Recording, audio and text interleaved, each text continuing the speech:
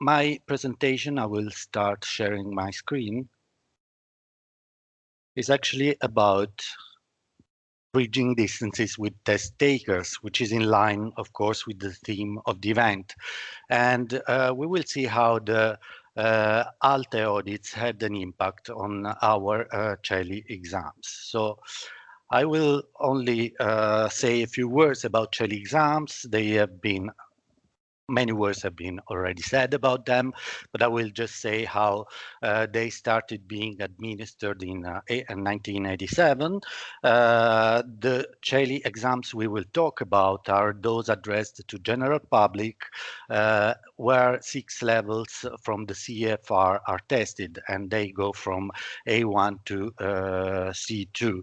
But our audit system includes only 5 levels, because our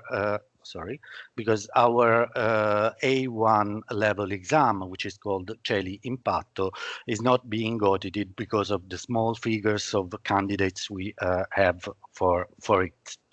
Anyway, just a few words about the story of the history of CELI exams and the ALTE audits. In 2007, CELI exams underwent their first audit. It was only on CELI 3. We started with only one level exam because we thought it was quite a great challenge to start having an audit on the whole suite of exams, which was actually made on later audits in 2011, and finally in 2017 we had an audit including the whole suite of exams. What did we learn from these audits? We actually had some recommendations for improvement in 2013 audit, and we concentrate on what the auditor suggested about minimum standard 16, which deals with communication with stakeholders. In particular, the auditor underlined how there was some lack of systematic collection of feedback from test takers and examiners. Thus, the CVCL team engaged in undertaking actions to compensate such remarks. The action we actually thought very significant to undertake was releasing some questionnaires to both candidates and examiners, just to close the gap which might have arisen from the remarks of the auditors. Such questionnaires were structured so that we could get personal information,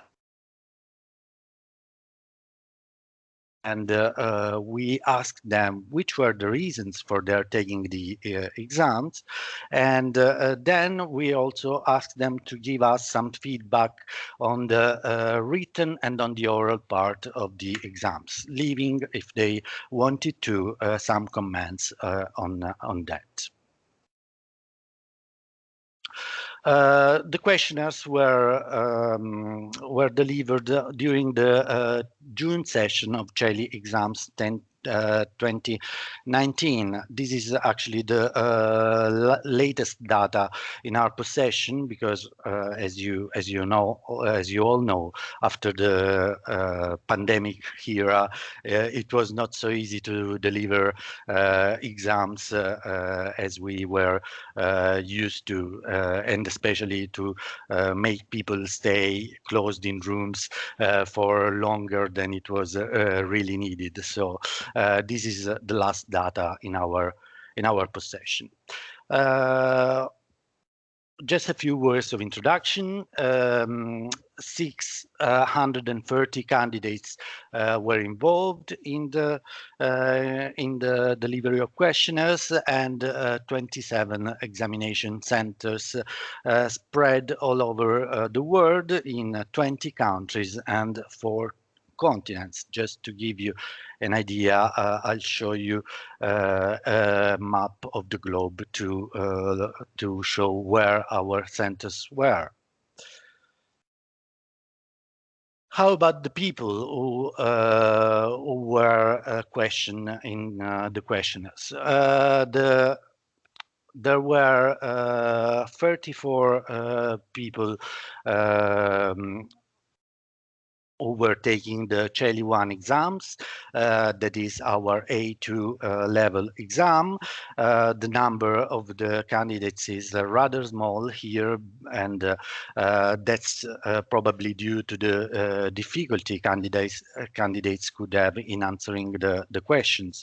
Of course, the numbers rise to 217 and 221 for CELI 2 and CELI 3, which are our B1 and B2 exams, and they are a bit lower with the CELI 4 and CELI 5, our C levels exams. This is anyway, this is quite a reflection of the number of candidates we normally have during our sessions, because CELI 2 and CELI 3 exams are our most so to say, taken exams, are most popular exams, of course, because for functional reasons they are mostly required. Just a brief look at some information about the population. The population involved was mainly between 18 and 35 years of age. Again, this mirrors a bit the general population taking our exams during normal sessions, and it is quite relevant to our to know this about our population, because we know that as it emerges later on, that most of the candidates are actually in the way of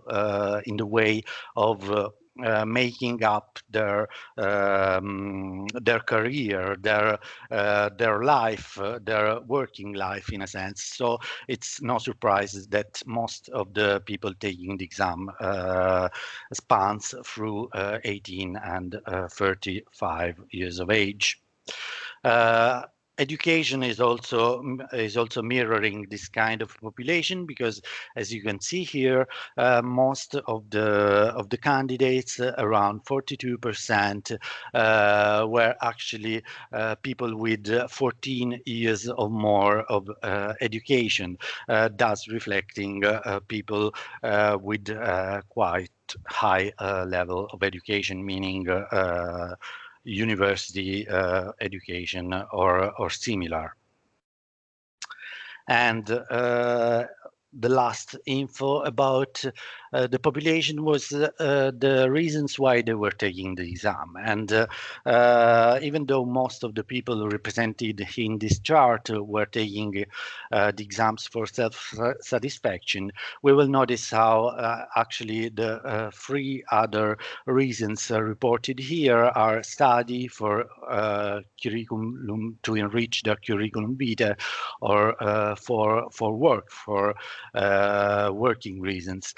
So we see that this is also a reflection of the general needs of the population taking the CELI exams for not specific reasons as CELI for migrants could be. We'll start analyzing the perception of the exams that these candidates had, and we asked them how, in their view, the time allowed for the written part was either too much, enough, or too little.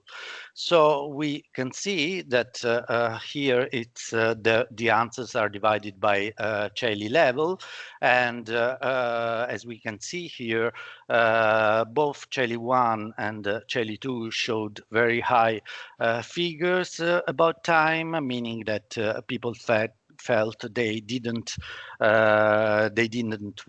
they were not in need of more time, and these perception actually lowers with the higher levels, as it is to be expected actually.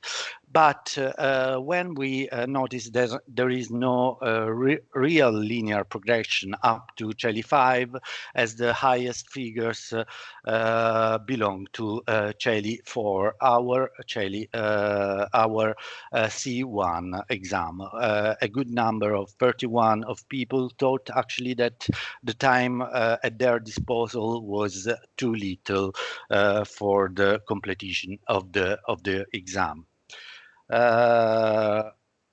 When we look further to the perception they had about the difficulty of the exam they were taking, we can see that the figures are in some senses mirroring the perception of lacking of time. Again, here there is some linear progression up to CELI 4, but we can see how again CELI 4 was perceived by test takers as very difficult. So a good number of 42% actually thought that their exam in the written part, which is the part we are actually analyzing here, thought it was too difficult in their view.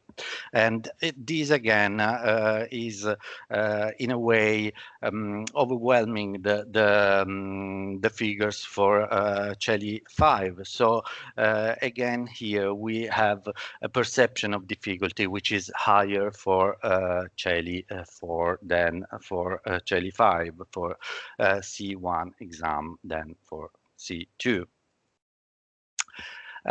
We then asked candidates to give their comments on the difficulty of the exam, asking them whether they had to face one very difficult task through the exam. Not all of the test takers answered. A very small number actually did, only 20%, and the answers actually were quite wide and dissimilar. But as we need to find out some kind of trend in these answers, we can say that most of the candidates thought that they didn't have sorry, enough time, and that the listening part of the exam was especially difficult to them. Another interesting data which emerges is actually about this perception of difficulty of one of the tasks, is again, I'm sorry, is again how one of the tasks, how candidates of CELI 4 exams thought that one of the tasks, not mentioning one in particular, but anyway, one of the tasks they had to face was particularly difficult to them. So what we can notice is actually that there is some tendency for CELI 4 candidates to perceive their exam as particularly heavy, as particularly difficult to them. So it is something we will have to think about in the future. We will concentrate very much on CELI 4, and we will see how the time constraints of CELI 4 can be a bit enlarged because of the feeling that candidates have. So this is one example of how the quality management system of the CELI audits helped us to have some afterthoughts about our exams. No real intervention on this side was taken, but other actions were taken instead, following this information we got from the questionnaires. First of all, we are not showing any chart here, but we are just mentioning how during the questionnaires we asked whether candidates thought the rubrics in the exam papers were clear and complete. Here we understood how at lower levels rubrics were somehow felt to be difficult to understand. So we actually made some actions to simplify them and put them more in line with the levels tested again. Other questions concerned the oral exams, how the perception of difficulty was about them and how motivating they were, and the results were quite satisfying to us, so they are not shown here either. The last section of my presentation is concerns the questionnaires delivered, on the other hand, to examiners. The broad structure of them included, again, personal information introductory part, then a second part with their activity as examiners of CELI exams, and lastly, again, if they wanted, they could leave some comments on their experience as CELI examiners.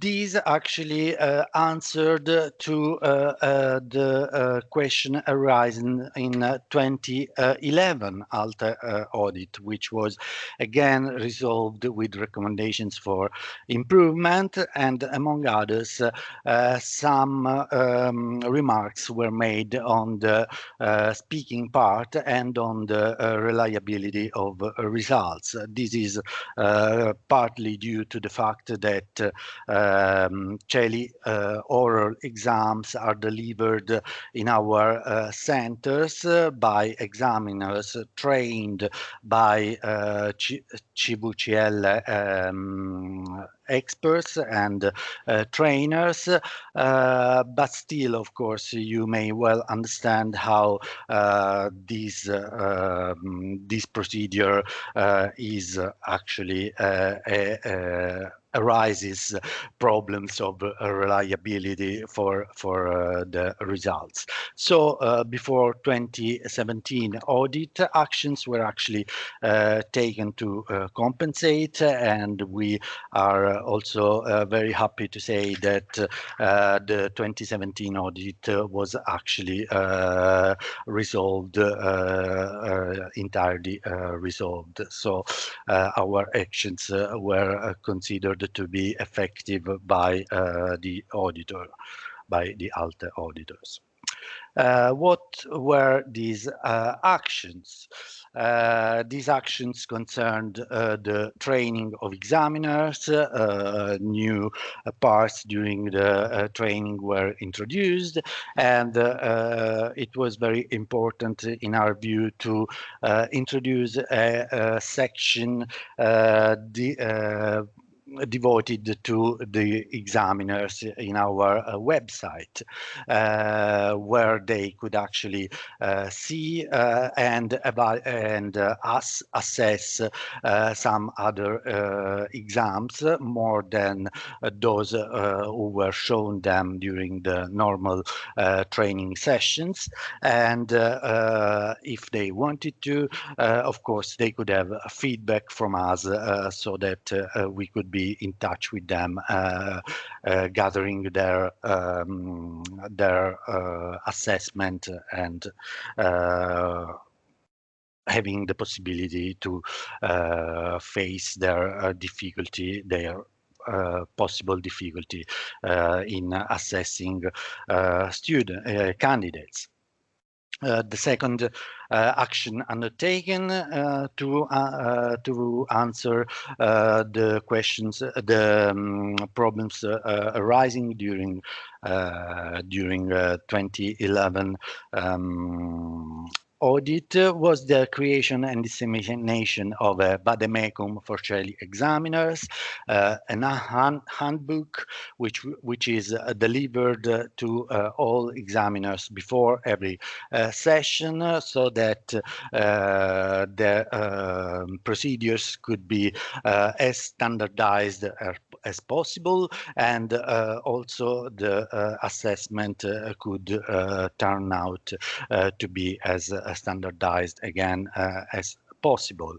And in line with this, we also undertook a revision of the criteria for assessment, just to make them more linear in their progression through the exams and in the very criteria themselves, and hopefully, we also hoped that we were actually having a more clear criteria for assessment. So with our questionnaires, we wanted to investigate how these changes were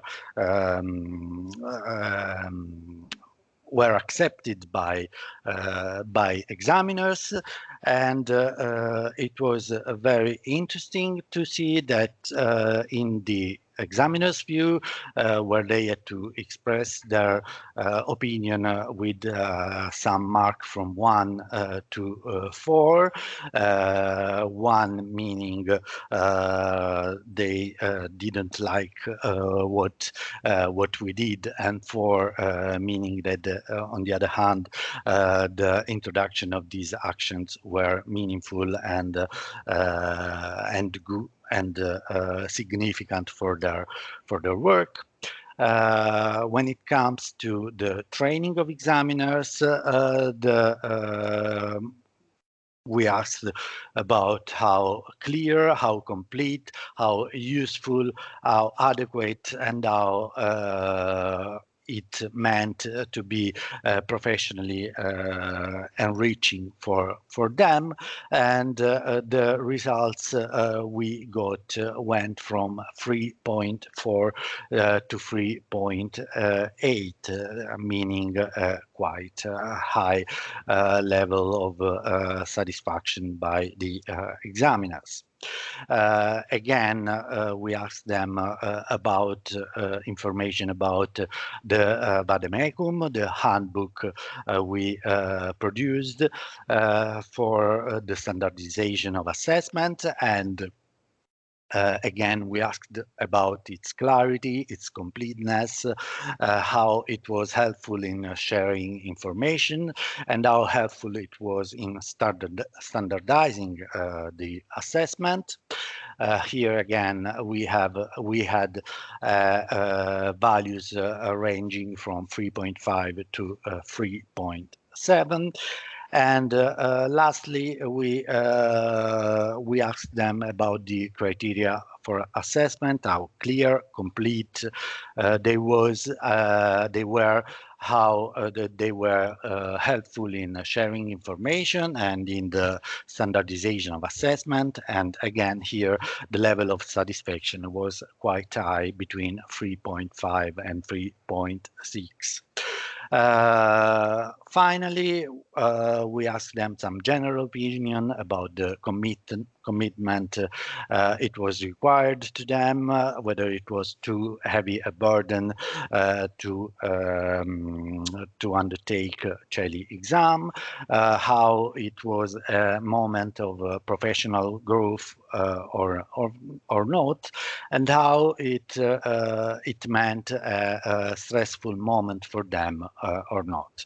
Again, here the commitment was felt to be rather high, and it is very important to us to underline how the examiners felt the CELI exams as a moment of professional growth, and on the other hand, not a very stressful moment. So we were quite happy to see that the actions undertaken following the audit remarks were well accepted by our examiners. So, conclusions.